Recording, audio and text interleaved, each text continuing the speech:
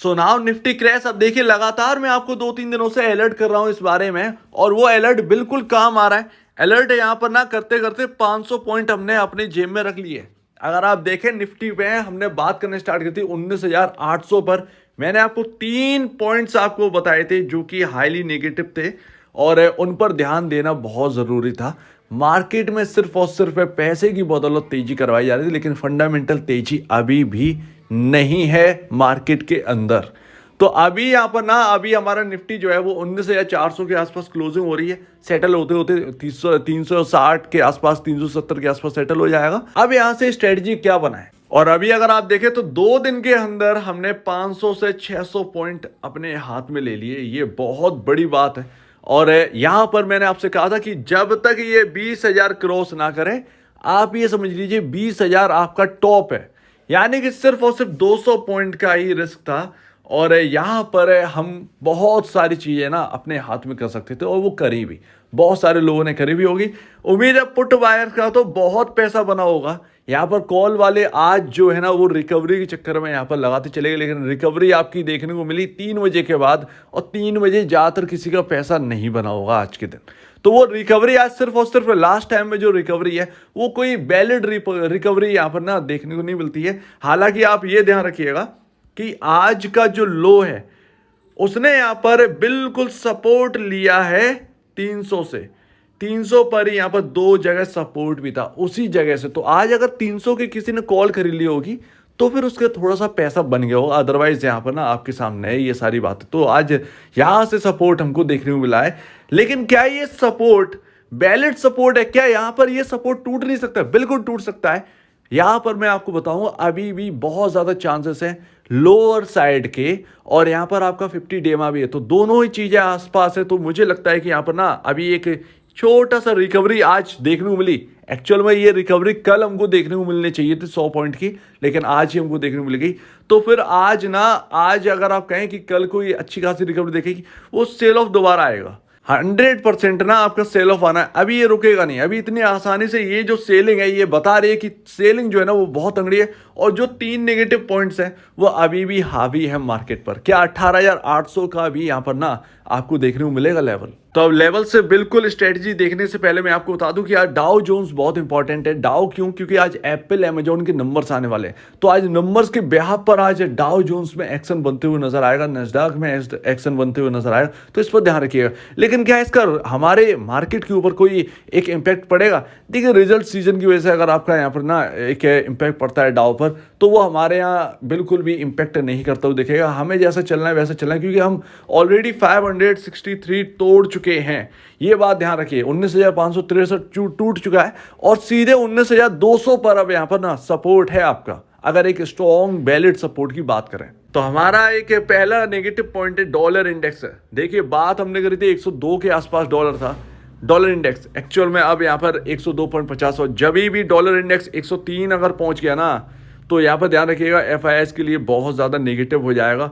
FIS की तरफ से सेलिंग यहाँ पर देखने को मिल सकती है, और उसकी वजह से दिख भी रही है 98 से 102 डॉलर यहाँ पर हो जाना डॉलर इंडेक्स। इसके ऊपर किसी ने ध्यान ही नहीं दिया।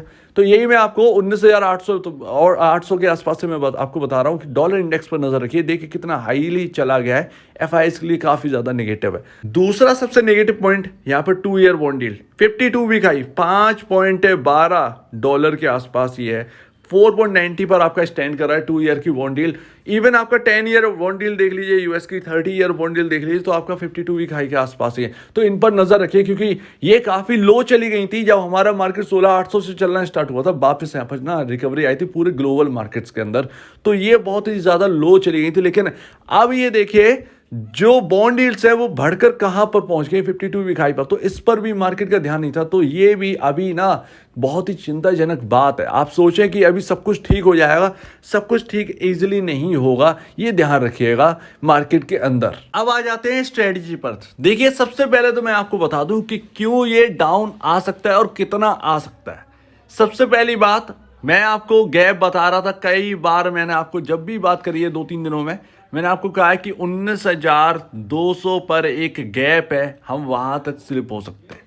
अगर 19,200 जाता है, थोड़ा सा और गिरावट आती है, तो आपको एक स्ट्रॉन्ग सपोर्ट मिल सकता है। ये आपका गैप फिल हो जाएगा दूसरी बात आपका है 50 DMA 19,100 पर, 19,100 पर आपका 50 DMA है।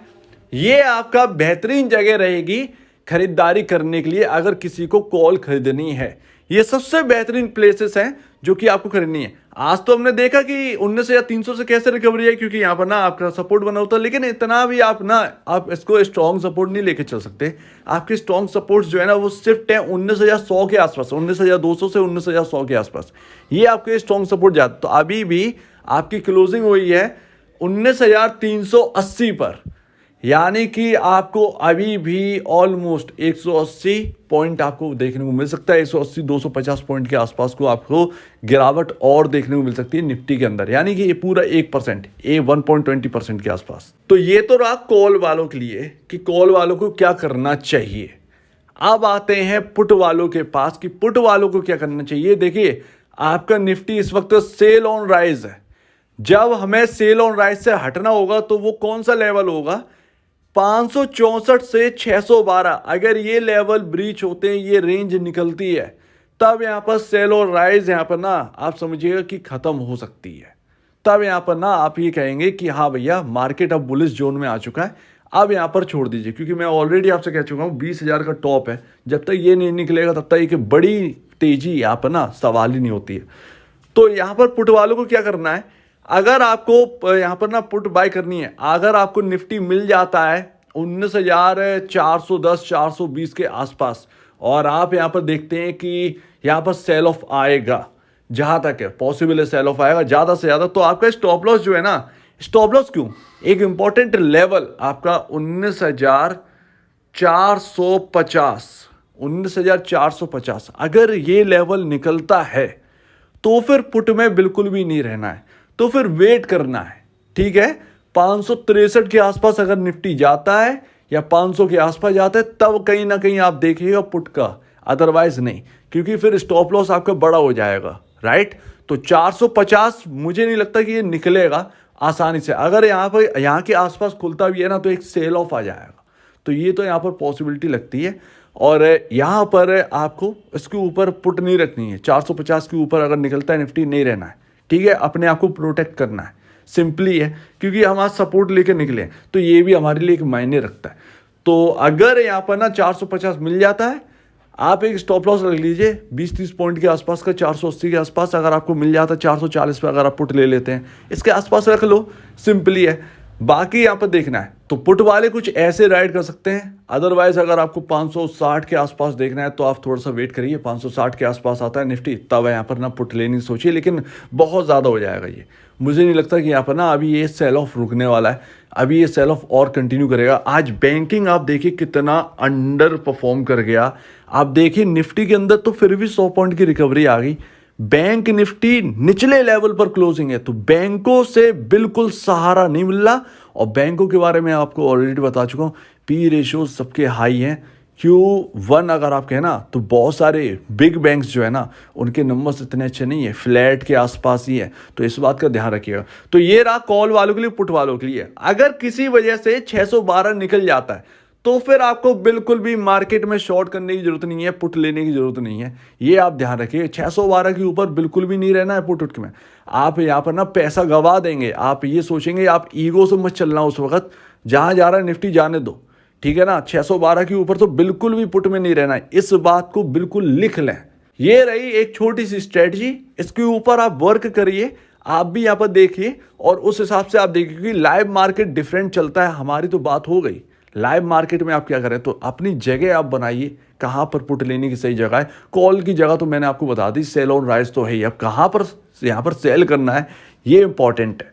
राइट, तो वो लाइव मार्केट में पुट वालों के लिए। अब कॉल वालों के लिए हो गए, 10 दिन तेजी हो सकती है मार्केट के अंदर, 2 दिन गिरावट होगी तो तीसरे दिन तेजी हो गई, ये कोई मतलब की बात नहीं है। 10 दिन तेजी हो सकती है तो 3-4 दिन गिरावट भी हो सकती है मार्केट के अंदर। सो उम्मीद है आप इस बात को समझेंगे। आपका क्या कहना है इसके ऊपर कमेंट सेक्शन में कहिए, और अब देखने के लिए बहुत धन्यवाद दोस्तों।